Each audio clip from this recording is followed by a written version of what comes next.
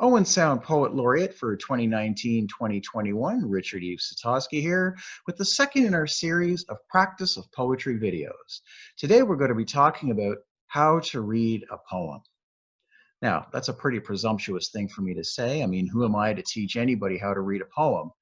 But I've been at this for a while, and I've got a few things that I like to do that I find quite profitable, and maybe these will help you along as well. The first thing I do is I read the poem slowly for sound. I don't worry too much about structure, and I don't worry too much about the meanings of allusions and words and things like that. I'm just going for the overall sound and shape of the piece. And it's always a good idea to do this aloud if you can get away with it. The next read through is for vocabulary and allusions. And don't be afraid to annotate your poem, like underline words that you don't get, things like that. Put brackets and things. There's no crime in doing that, as long as you don't do it in a library book, of course. The third time I go through it, that's when I start paying more attention to structure, where the line breaks occur. Why is it that certain words are placed in certain locations in the line? And then only after all that is done do I put it all together and look at to see what kind of meanings are revealed by the poem. So I found this wonderful piece just yesterday called Caretaker by Charlene Mcclure. And I'll read it out for you, and you can see on the right-hand side of your screen, there's a short synopsis of what it's about. She needs to eat. She needs to keep something warm in her stomach. I reheat rice on the stove, some cabbage and smoked salmon, and bring it to her in bed. Like a widow, she chews the end of a bone already buried, ignores the plate. I make her sit up anyways, adjust just before she spits her last meal into my hands. Warm, half-digested ghost. Downstairs in the kitchen, I'll eat from this plate, the white grains cold and dead, pinched in my fingers' tight grip, raised to a mouth emptied, already open. And I'll try to, no, I will.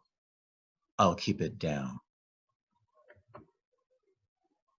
So there's a lot of things going on in this poem, and I mentioned the 4 points that I follow when I read through a poem. I'm only going to deal with points 1 and 3 today: sound and rhythm, and then parts of the structure, because these are the two things that I think are the most significant when looking at a poem.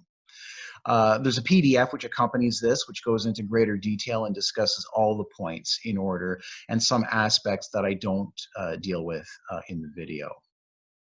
So what I've determined, and if we're going to look at the first 5 lines, is that there are 4 basic sounds: E, E, and O. And you'll notice that the E sounds are usually in monosyllabic words, little short words that are punchy and tight, as well as the I words as well. Bring it in to her in bed. And they're sort of reflective of the urgency of the situation. These are the things that the narrator has to do on behalf of the patient. So there's a little bit of maybe even desperation going on here with these quick words that are just kind of banged out. When we look in lines 2, 3, and 4, then you've got longer and heavier words. Something, stomach, some cabbage, smoked. So these words are a little bit longer, a little bit heavier, and these kind of shift our attention now to the patient and the difficulty they have in eating, and maybe even the fact that they don't want to eat. Maybe that's why they're not eating. So these are examples of ways in which word shapes can go together and suggest or actually indicate the meaning of the piece.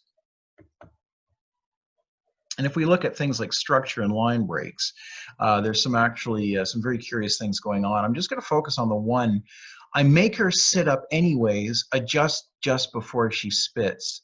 So that's an interesting thing we've got. There's a little bit of a weird syntax going on.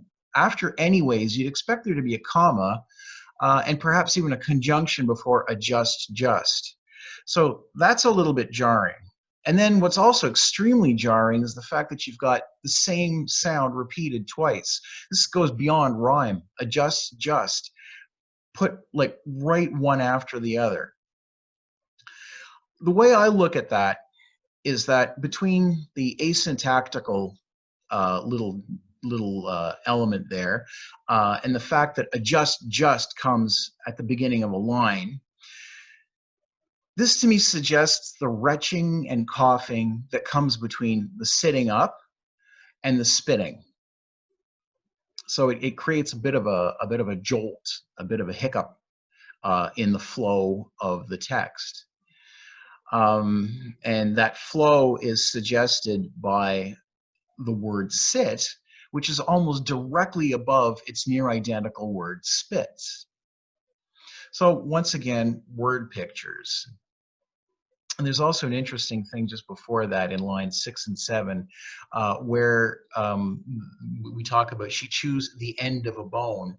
And the word the end, which is an integral part of the bone, comes at the very end of the line. So there's a bit of a word picture there.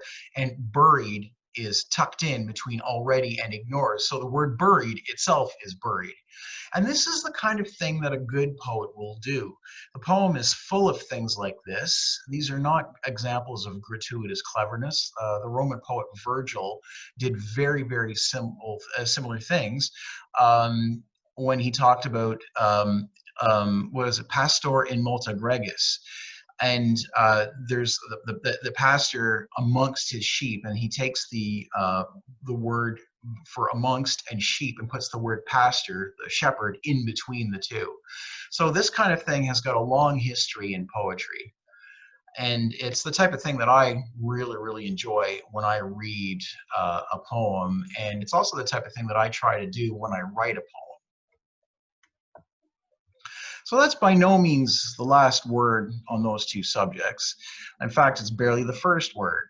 And I hope you can take the time to read the PDF and sort of follow along and see where I go with it. And apply these principles whenever you read a poem of your own. At this point, I'd like to make a few suggestions coming out of the North Grey Union Public Library's own collections from the 800 section. Anthony Christie, of Love and Drowning. It's a fantastic book of poems. And Anthony's a local writer, and I strongly urge you to support local writers whenever you can. So if you can actually find this book new in a bookstore, or even you in a used bookshop, buy it, because it's very, very well worth having. Sue Goyette, Undone, is a very apprehensible book of poems, and the poetry and the language is absolutely gorgeous.